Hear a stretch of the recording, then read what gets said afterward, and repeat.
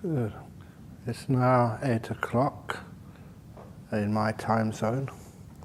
I don't know what other time zones there are. But anyhow, it's the time for the morning talk.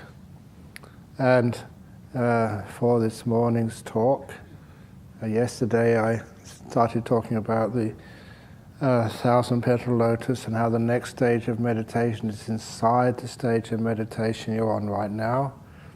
And that hopefully imprints a message inside of you that you don't need to go anywhere to go deeper into meditation. Stay where you are, and as you go more and more centered into where you are, then the next stage of meditation will appear. And that's all the way to the deepest of meditations, always going in, never going on. But today I wanted to talk about why it sounds so easy and why do people find trouble with that. And the reason why people find trouble with the meditation is usually the 5 hindrances, called pancha nivarana. So today's talk will be about the hindrances, and I'll see how many I can deal with.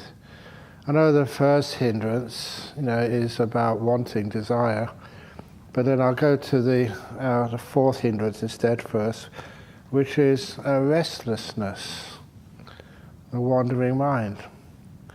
But I must admit, when I go on a retreat like this, even though I'm teaching and doing some work, I do experience restlessness. I've found that as the mind gets more and more peaceful, more energized, I rest less and less every evening, quite naturally. And to me, that's my definition of restlessness. Because otherwise you sleep too much. Now please remember, you can always catch up on your sleep in your coffin when you pass away. You can sleep as much as you like there, but nevertheless, it's good to have just the right amount of sleep at night. How much is the right amount of sleep? You don't really know. Just experiment. Because I realize over all these years of being a monk, if I'm very busy, you've got to make decisions, get your itineraries together, talk to other monks or lay people or whoever, or nuns, they exist as well, sorry. That sometimes, you get so busy, you do get mentally tired, you need more rest. But other times, especially when you do your own retreat, just in my cave, you don't do very much at all. And so the brain doesn't get tired, it doesn't need much rest. So you usually find your sleep requirements will change when you're doing a meditation retreat. So just because you wake up early in the morning, don't think, I haven't slept enough. Check with your body, check with your mind, ask your body, do you need some more sleep? Mind, you need some more rest? Just ask them. And a lot of times they'll say, no, I'm fine, I've had enough, even though it's very early in the morning. And you can sort of carry on meditating. The nice thing about being on a retreat is that it doesn't really matter if you get it wrong, you don't sleep enough. You can always catch up during my talk. I see many people just catch sleep. That's weird.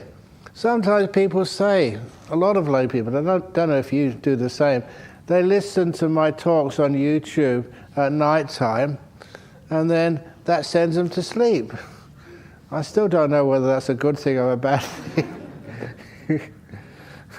And the other thing is, it was said very clearly in Berkeley at a conference I did a few years ago, where I was about to give a talk, and they introduced me. Please welcome Ajahn Brahm. I go to bed with him every night. What? You can sue someone for that. And all they were saying is they listened to one of the Dhamma talks in bed in the evening, and that just relaxes them and gets them into a nice state of meditation, or peace, or sleep, or whatever it is. But anyway, the real restlessness, as you know, is not sort of jokes about having less need for being still or sleeping or resting. The real restlessness is that wandering mind. And it's a strange thing. Why can't you just be here and relax? Sometimes, in the first few days of the retreat or the middle of the retreat, It's a little bit cold these days, but it's not that cold during the middle of the day or the afternoon. If you feel you're restless, in other words, your mind is wandering all over the place, won't stay still, get yourself a cup of tea, delicious green tea.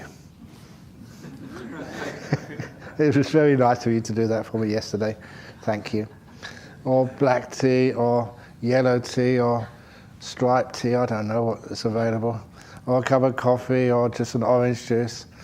And just sit in front of the dining room. And a beautiful view outside there. And you can just sit there with a cup of tea. You don't even need to drink it, just hold it. And then just enjoy the beautiful scenery.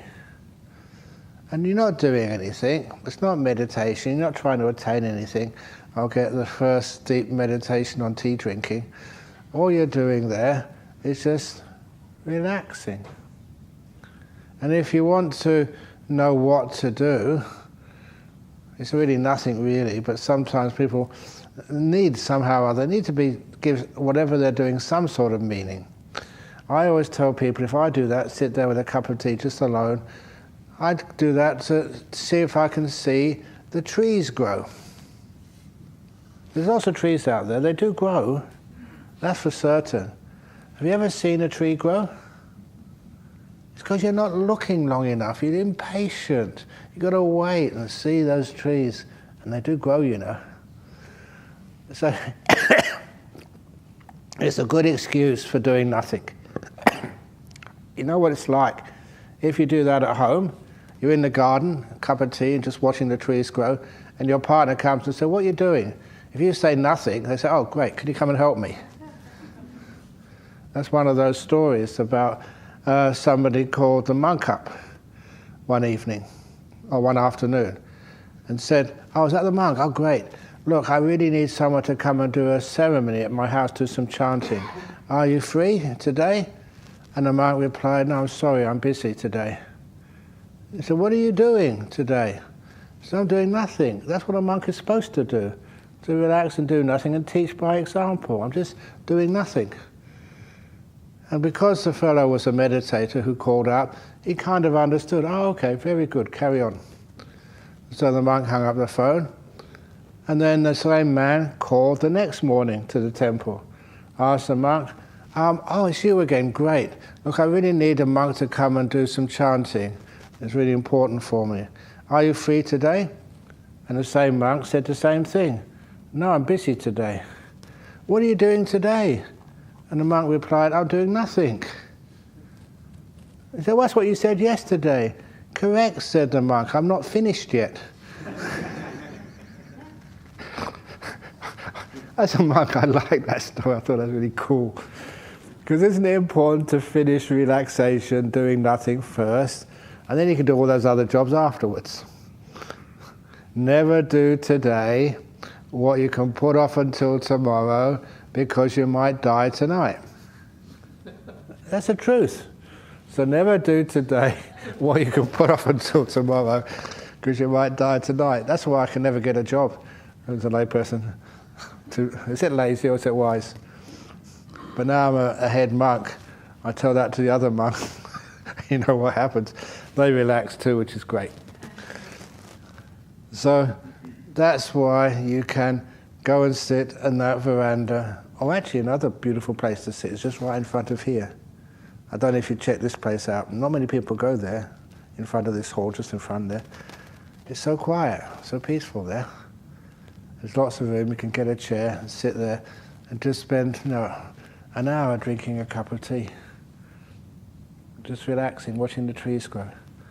And you find you can sit down there and rest.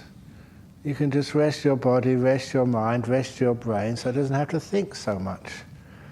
And if that can be done, just sitting down there, just watching the trees go, because nature is always beautiful, there's always new things which happen, you find that, what's the problem with restlessness? Why you can watch the trees go, you can sit by the lake and watch, actually there's no ducks around right now, is there? Usually not this time of year. Maybe there's polar bears because it's so cold. I don't know what's down there. But anyway, you can sit down in nature and watch it For some reason, though, if it doesn't move, it is tranquilizing, it's calming, it's peaceful. And the beauty of what you're seeing is usually more attractive than the importance you give to the thoughts, which you think are important to think about, and solutions to be able to solve. But it's always been my experience, my own and other people telling me the same, that if you really do have a problem, something you really need to think about, really need to think about it, it's important. The best ways of getting solutions is by not thinking about it. There was one of the ladies who used to come here. Actually, she's got her ashes buried here in what we call the secret garden. Wani Nat, her name was. And she came on one of my retreats once, over when we used to hold these retreats in town. We didn't have this facility then. And there was always problems in that time because we held the retreats in a Catholic retreat center. Some people had a difficult time going to Catholic schools when they were young, just seeing crucifixes all over the place. They just really got a bit upset. I didn't feel sort of comfortable. But even better than that, because there was a church right next door, that once when I was teaching a retreat there and I started giving the talk, it was on one of these microphones, which was a wireless microphone. And then after 5 minutes, the priest from the church came running in. He said, "Please, turn it off, turn it off, turn it off." "Why? I'm just giving my talk." He said, "Yes, but the frequency which you've got is the same as the frequency we've got in the church, and instead of my sermon, they're listening to you."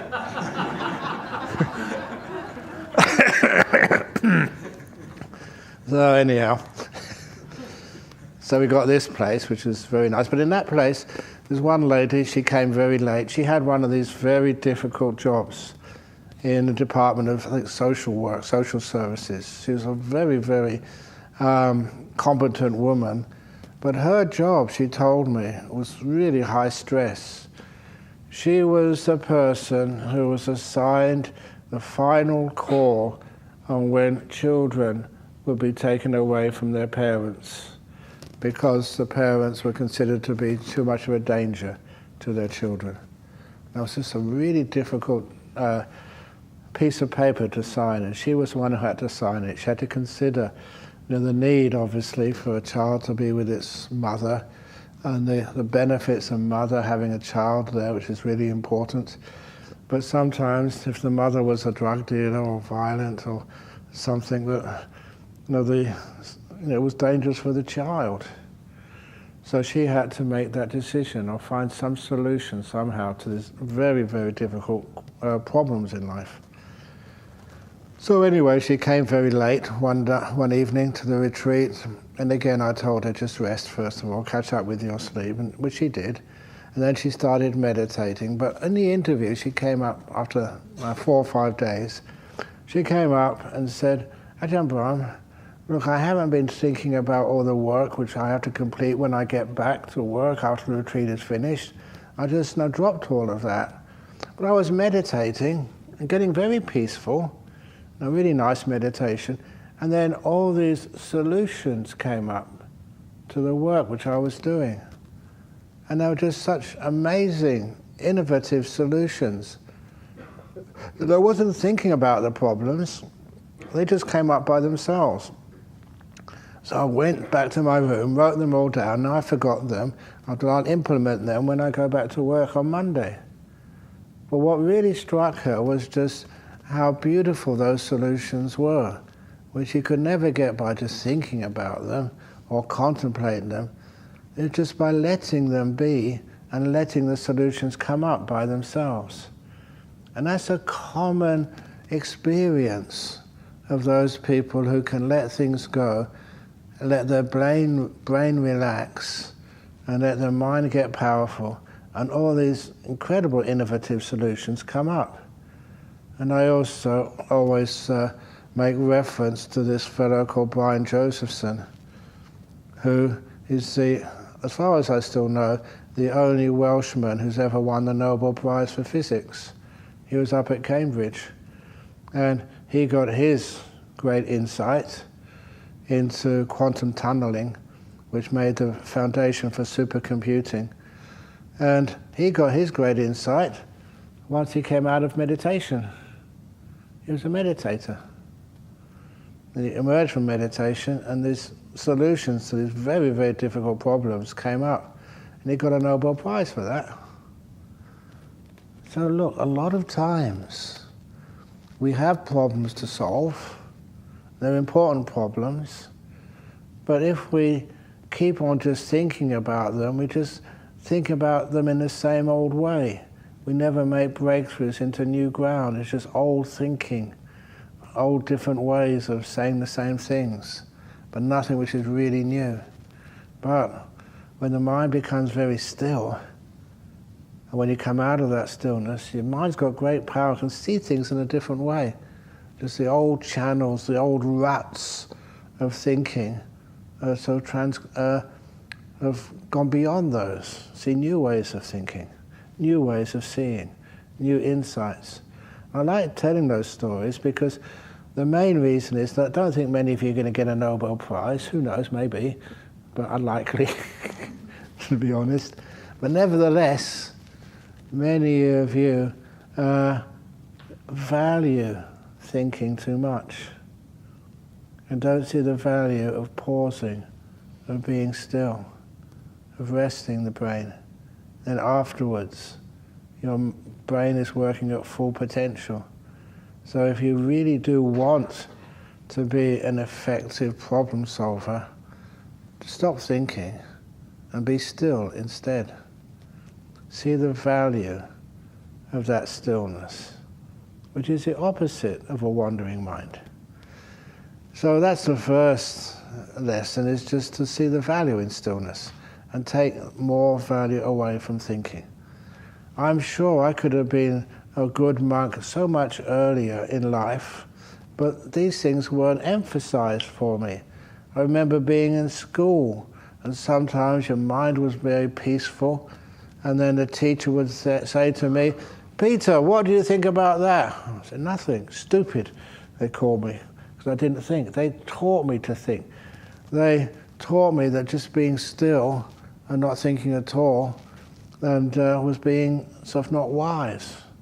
But of course the opposite is the case. So when you value stillness more than thinking, it's easier to overcome restlessness, because the mind will always go to what it finds more interesting, more important. And it's hard, to control that. So, if you do have this habit of thinking too much and being restless, never being able to stay in one place, a lot of time it's because you don't see the value, the beauty, the benefit of just being here.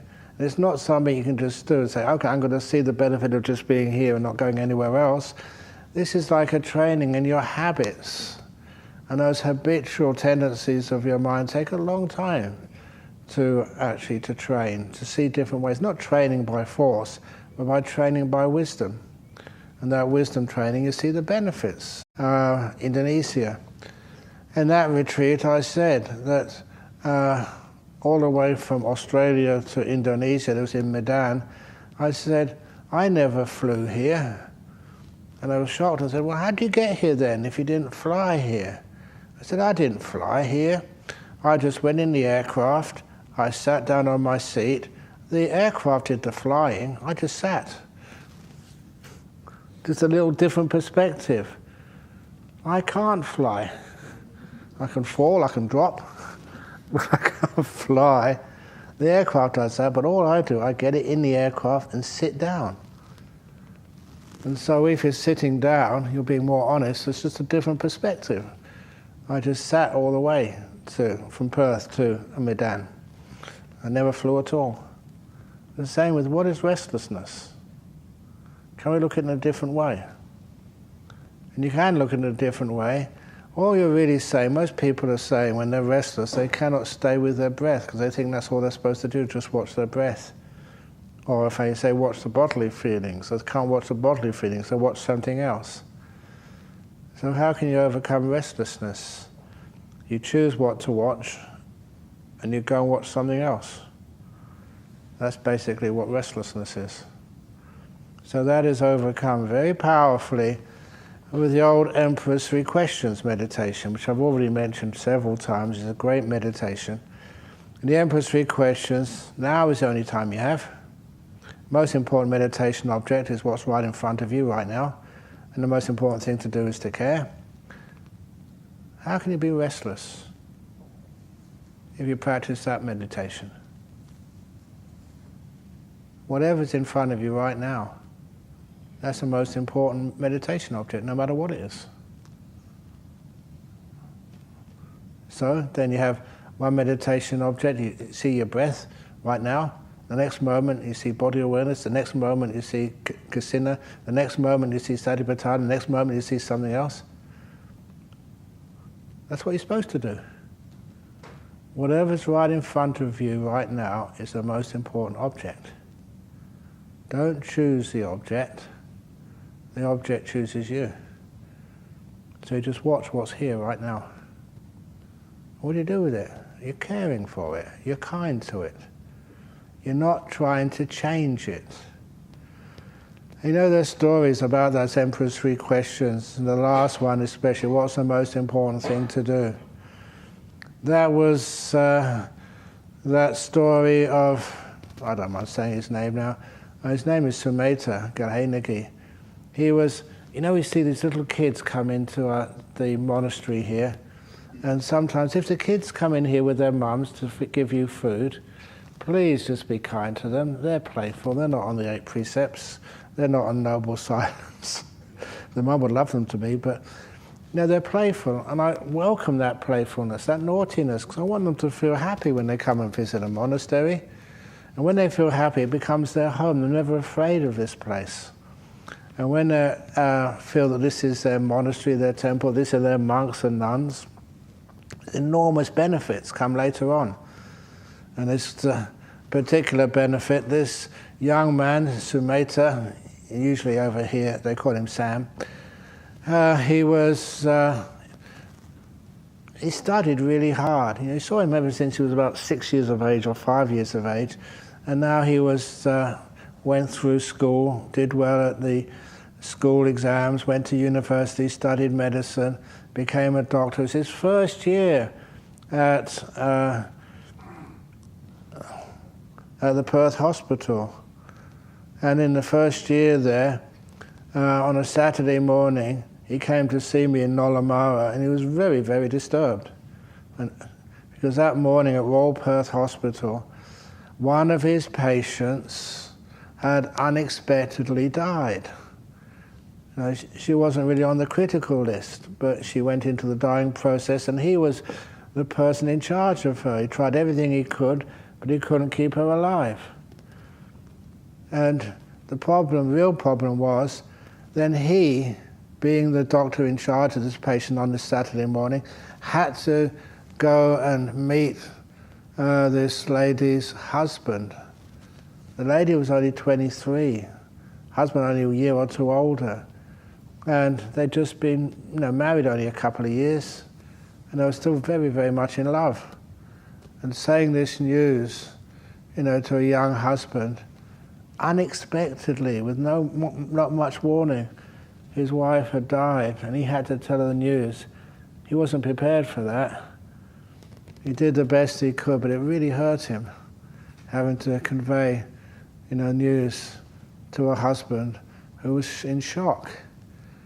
Just to make it worse, this man, the husband, had their 2 children with them. And they had to tell, you got no mummy anymore. Your mummy's died. And I think you can imagine what that's like. And he thought, I just can't do this anymore. It was too painful.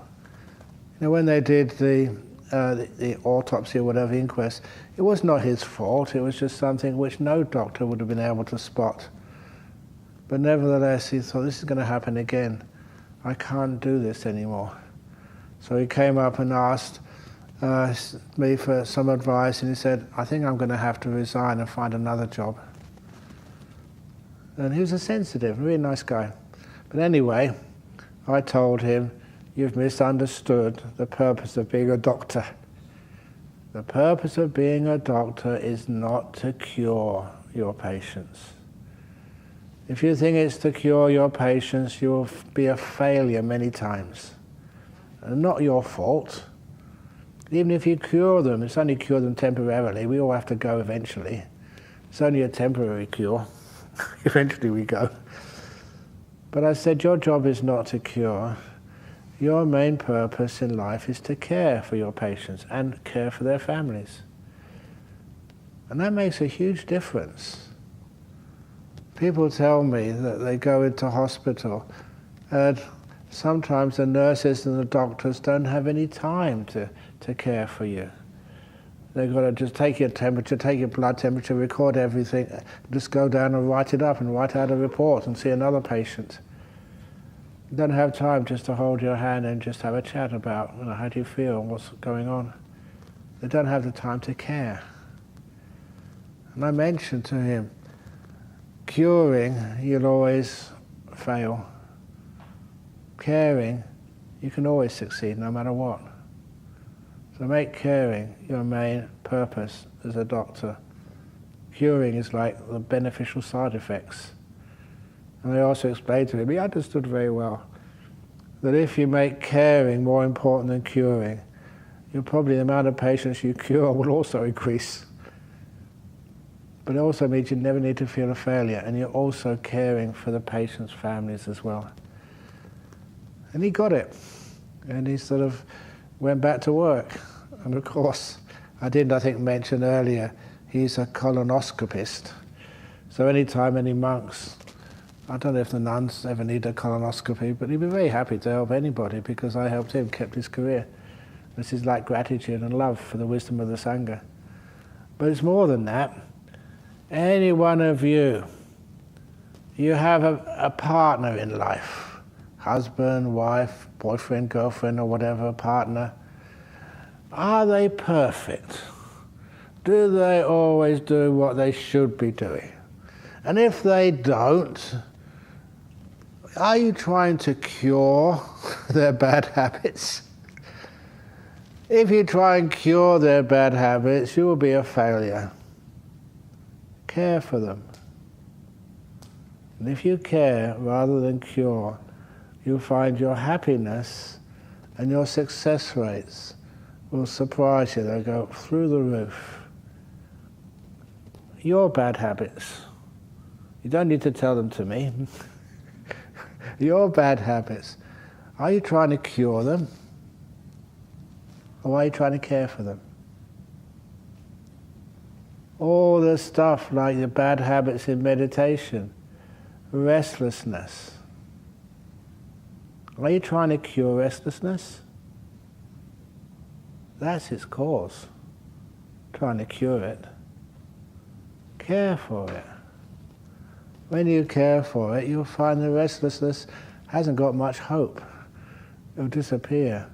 It's like caring for the anger-eating demon. That's what the Empress did. And the soldiers, they tried to cure it, get it out. So please remember, caring is way more powerful than curing. And that's how we overcome our restlessness. You're restless. So you think. Care for that. It's quite normal. It's not that there's something wrong with you. It's not got some disease like a COVID and I need to sort of quarantine you because you're just too restless. No. Remember the Emperor's 3 questions. Right now, what are you aware of right now? Care for it. Don't try and get rid of it. And then you find you're always mindful of where you're supposed to be, which is right now. And what you're aware of is you're being aware of it. How can you ever call that restlessness? Number 2, because you're caring, you'll find a lot of these things which, you're aware of this and aware of that. After a while, everything calms down. The care creates calm. Cure creates more business to be done. So caring for this moment, you find after a while you're just here all the time.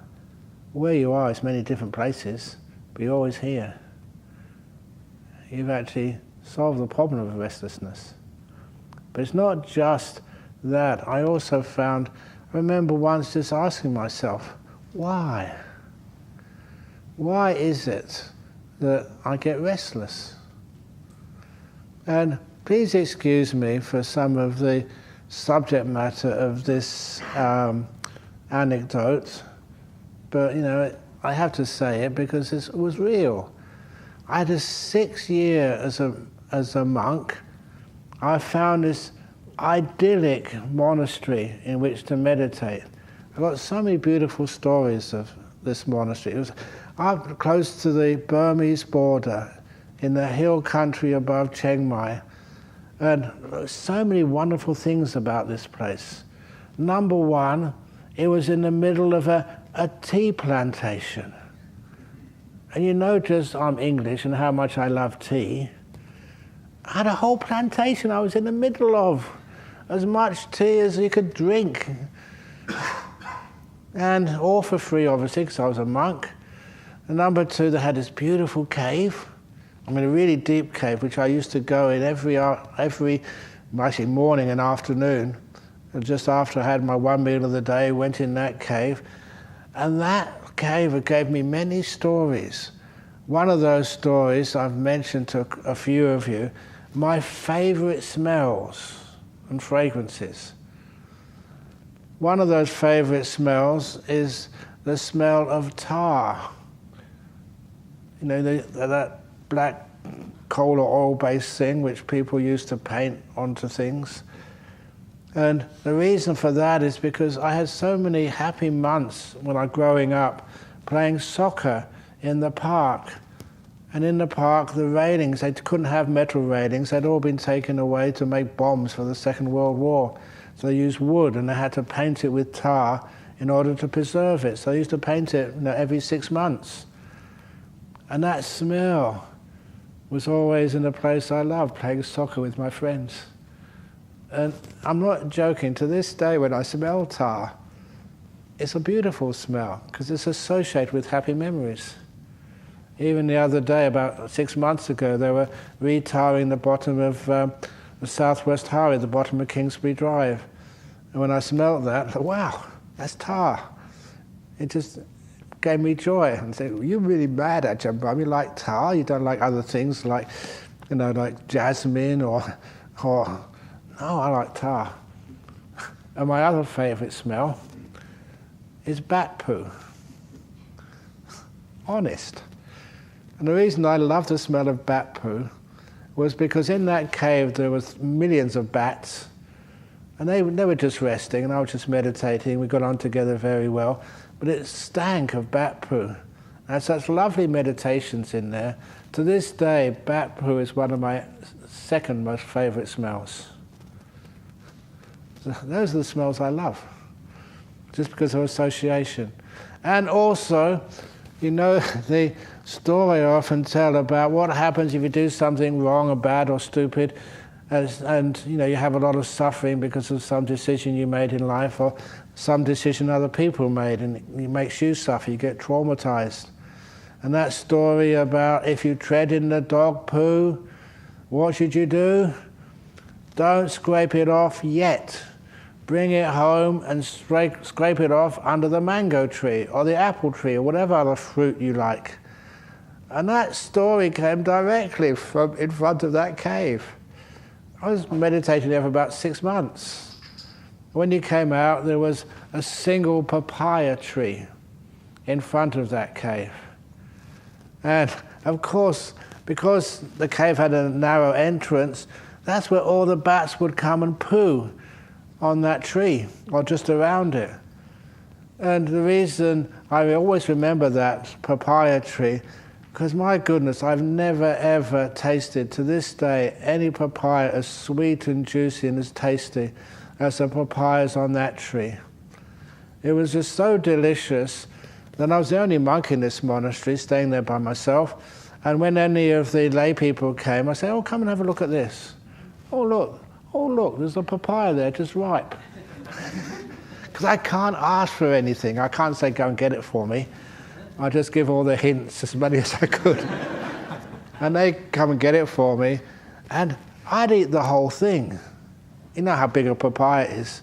Nothing would be wasted, because it's absolutely delicious.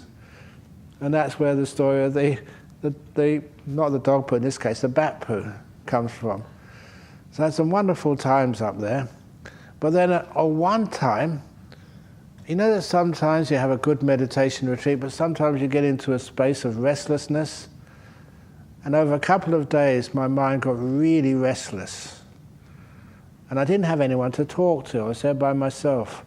And the sort of things I was thinking about, there's no way I could ask the lay people to help. I'd be too embarrassed, because always like, unmonkish thoughts, old girlfriends, sexual fantasies. That's what I was thinking about.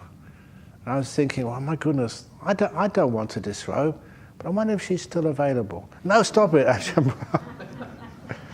That's what happened. I'm being honest with you. And so the more I tried to stop this, the more powerful those thoughts became. It was like almost like, Finney, you're going crazy. And then so what happened, I couldn't stand this much longer. I went to the big Buddha statue, which was in the main hall. All the Thai temples are Buddha statues. So I bowed 3 times and just said, help.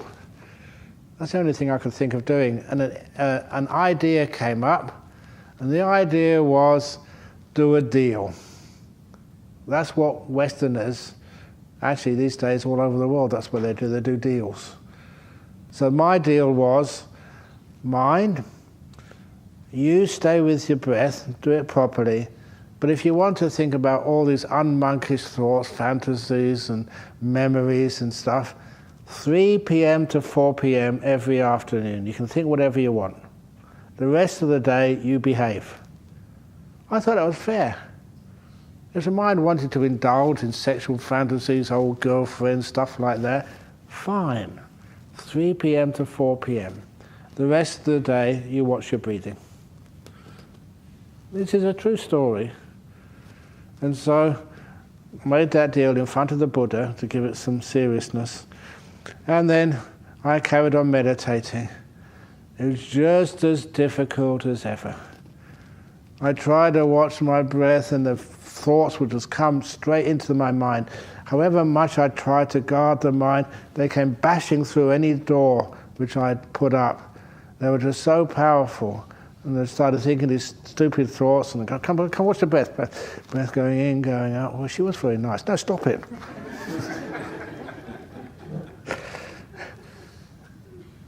And when it came to 3 p.m., I went up to my room, and I'm very honest. If I promise something, I'll keep that promise if I possibly can. I leant my back against the wall because I was tired. And I said, okay, now, whatever you want to think about, I'm not going to put any barriers up.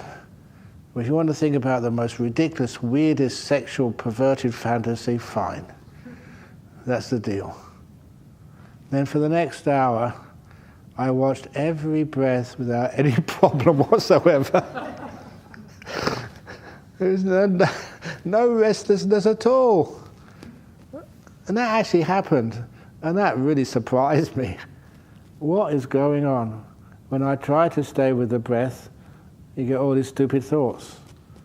When you let go, all you have is just breath going in, breath going out. So peaceful. What I realized was it was my mind teaching me, don't control me. Be a friend.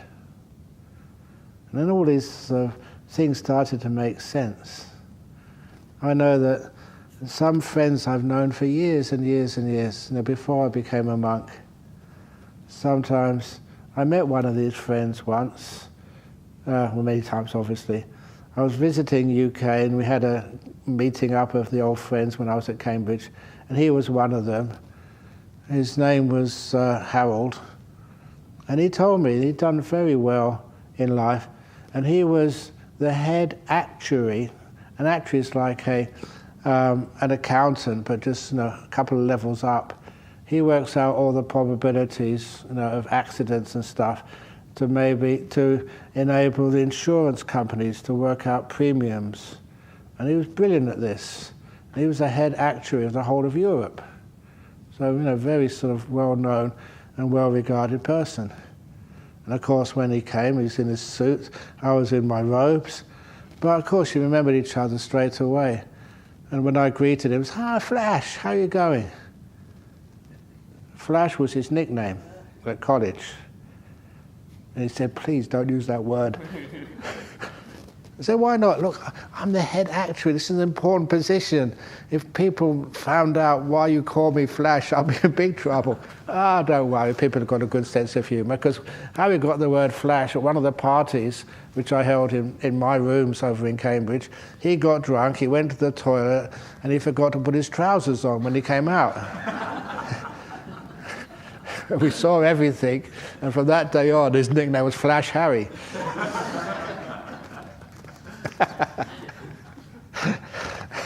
He said, "I'm the head actuary, that's really important, so please don't say that." Well, no. So anyway, that many of these things which we try to suppress, sometimes the more we suppress them, the more power we give them. So these thoughts which you have, just be aware of them, just be them. Don't try and get rid of them. Care for them. Don't try and cure them. And even though Flash, he was a head accountant, I was a monk. He was making lots of money. I was just renouncing all the money. But we spent hours together. I'd already arranged, to have a lunch in the Sri Lankan restaurant. He came with me, and it was the first time ever, instead of actually paying attention to the donors and talking to them. I did give them a blessing afterwards, but I was talking to my friend Harold all the time.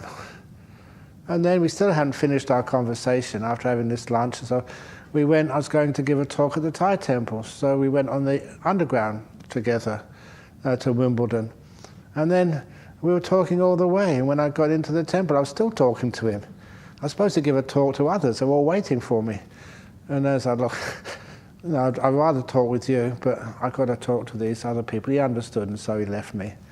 But we could have carried on talking for hours. He was a really good friend in those days. So it told me something as well. If you're with a very good friend, you don't need to focus and concentrate to stay with them. You have this wonderful relationship.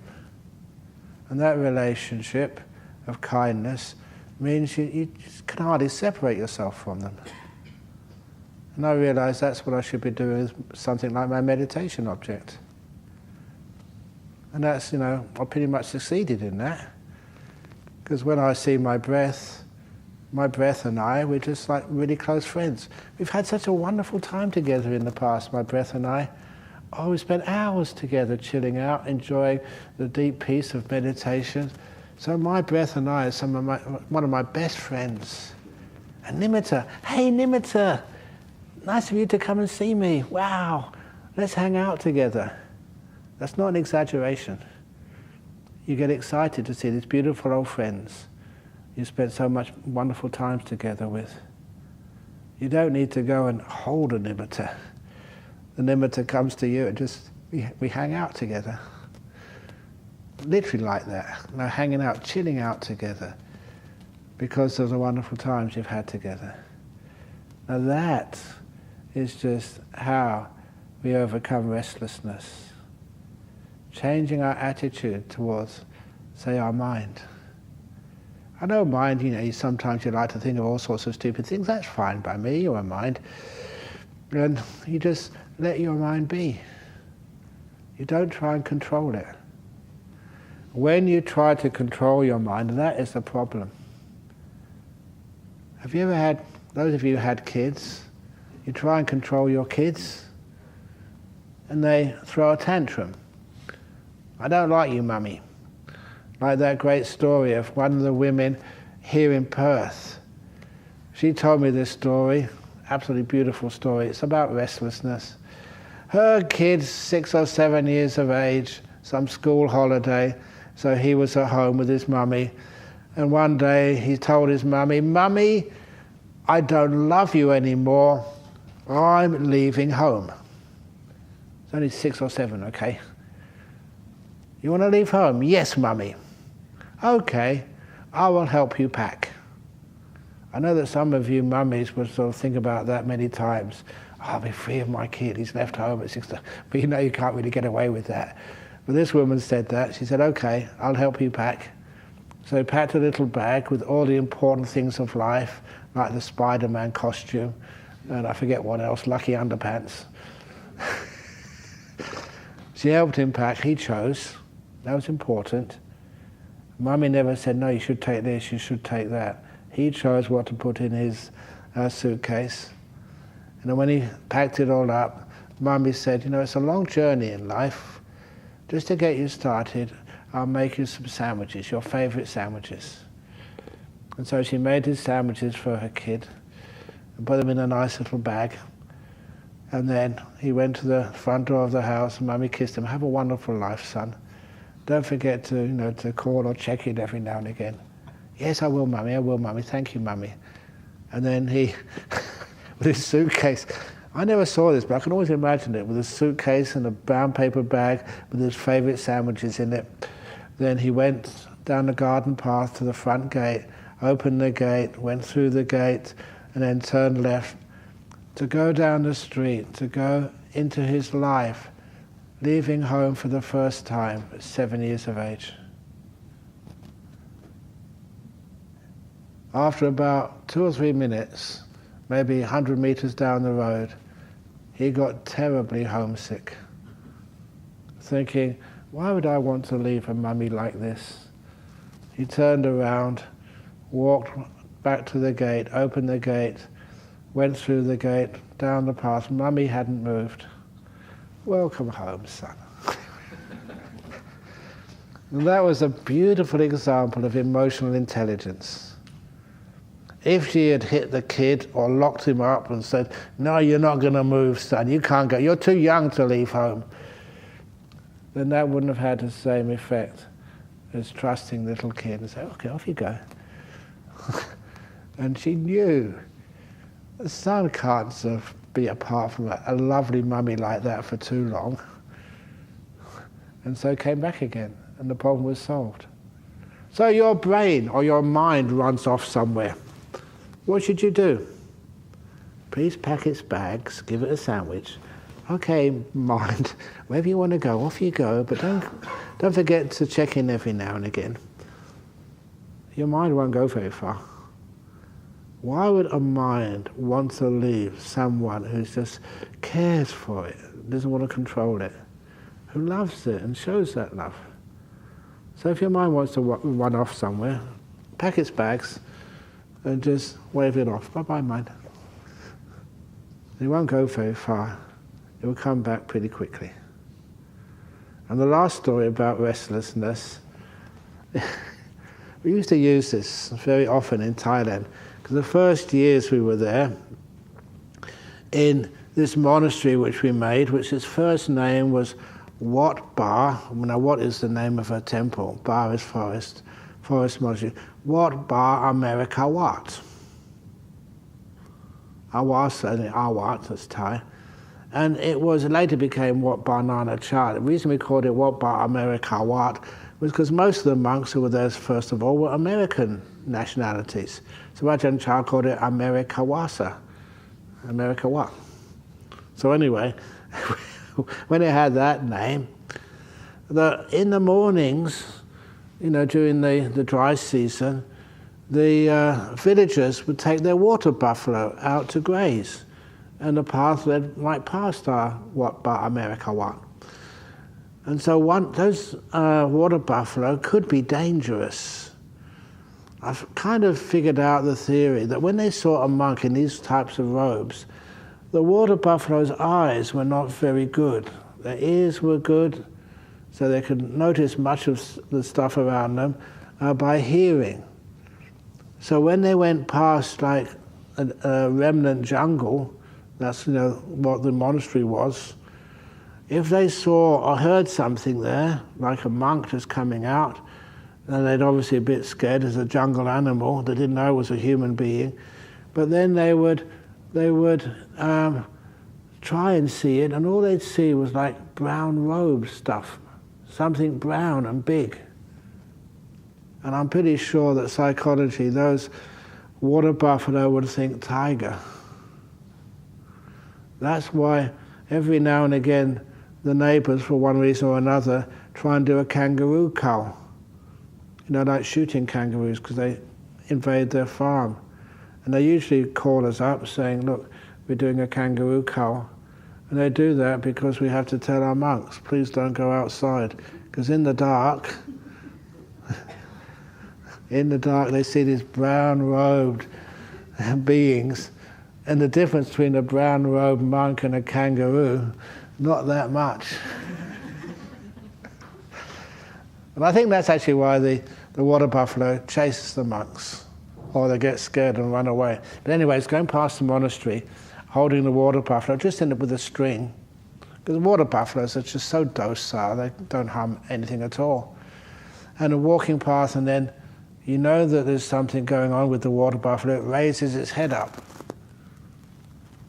And then when the water buffalo raised its head, it's obviously scared by something. The farmer tried to hold it by the string, and then the water buffalo ran off. And what did the farmer try and do? Try and restrain the water buffalo, trying to hold it. Who is stronger, a water buffalo or a Thai farmer? There's no contest. Water buffalo is far stronger. So in this case, it's pretty gross. The string wrapped around the man's finger. When the water buffalo ran off, it took half the finger with it. It ripped it off. So this poor farmer came into the monastery with half a finger, lots of blood on his hand. He wasn't so much in pain yet because of the shock was still there. So we took him to the hospital, patched him up, and he just had half a finger on his hand from that time on. But we use that as an example of restlessness. Who is stronger, your mind or your will? If your mind wants to run off, let it go. Otherwise, you can sometimes rip some of your happiness off, especially trying so hard, and you'll lose. Instead, let the mind run off. And like the water buffalo, it only runs off 100 meters, it doesn't go too far. And then you can just walk after it and get hold of the string and take it to where it's supposed to go. If your mind runs off, let it run off, it won't go too far. Then you can actually, for some reason or another, the mind just got a bit spooked, let it sort of run off, and then you can be with it afterwards. And because you're kind to it, it will stay with you. That's actually how you overcome restlessness. And then restlessness just disappears. It's not a big problem anymore. And I say that because many of you, Western meditators, even Asian meditators these days, they always say that's the biggest of the hindrances, the biggest problem, the restlessness of the mind. And it causes so much strife for you, and it doesn't need to. So, if you are sitting down here, you're restless, why? It's not because you're not putting enough force in or because you can't meditate. No, stay with that restlessness. Don't try and cure it. Care for it. And just, why is it the mind is restless? It's because you're, please excuse me, a control freak. And the mind resists being controlled. So instead, you just stay with wherever you are. Whatever's happening right now, that's the mindfulness, that's the object of mindfulness you should stay on. Whatever's happening now. Whatever's happening now. Whatever's happening now.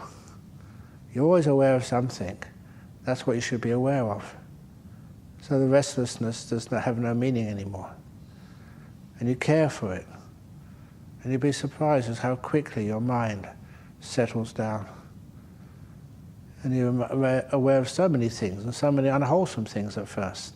But then you're aware of it, and you're caring for it. What you're doing with it is caring. You're not fighting it. You're not making a war with it. Because you're caring for it, you're making good karma. Good meditation karma. You're not fighting. You're not having ill will. You're not having wanting. You're just caring. So after a short while, the mind calms down, becomes very bright.